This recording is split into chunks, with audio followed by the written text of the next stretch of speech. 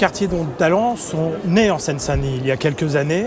Et aujourd'hui, effectivement, ils reviennent pour leur rencontre nationale sur ce territoire qui a une particularité. C'est un territoire méconnu, qui a une image, effectivement, parfois, je dirais, surprenante.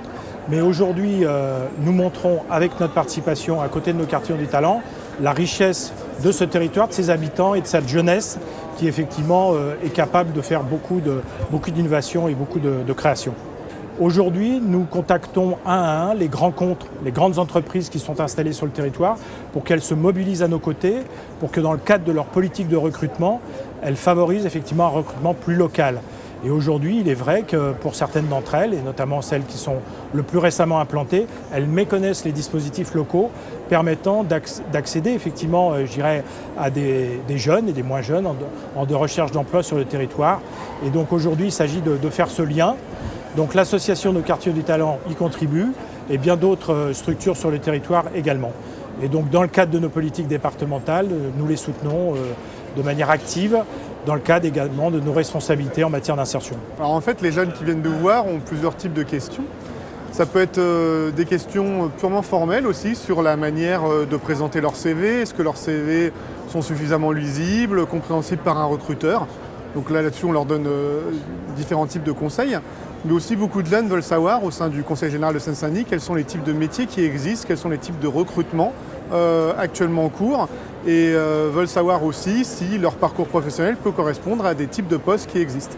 Ils veulent enfin savoir aussi des informations sur les concours qui sont organisés dans la fonction publique territoriale. Sur la forme, on leur donne des conseils de lisibilité, puisqu'un CV se lit de deux manières, à la fois une lecture rapide, mais aussi une lecture plus approfondie, donc de trouver un bon compromis. Sur les postes, on essaye de leur donner un conseil le plus adéquat possible et le plus juste possible par rapport à leur parcours. Ce qui est important, c'est d'avoir des personnes qui sont à l'écoute et qui sont vraiment dans le milieu du recrutement, qui savent ce qu'on recherche vraiment, ce que les entreprises recherchent vraiment et comment il faut faire pour postuler. Parce qu'en général, on a fini nos études, mais on ne sait pas vraiment comment postuler, où s'orienter. Et du coup, des fois, on perd probablement du temps à chercher au mauvais endroit alors qu'il y a peut-être des possibilités ailleurs. Depuis 10 ans, 15 ans, la Seine-Saint-Denis, c'est certainement en Île-de-France un des pôles, sinon le pôle le plus créateur d'emplois. Et la réalité, c'est aussi que le taux de chômage y est un des plus élevés de l'Île-de-France. Et cette situation-là, elle n'est pas tenable. Alors bien sûr, il y a des jeunes peu moins qualifiés en Seine-Saint-Denis qu'ailleurs. Bien sûr, il y a ce taux de chômage qui perdure. Mais il y a aussi un certain nombre de jeunes qui ont fait ces efforts de travail, de réussite, dans des conditions souvent plus difficiles que d'autres.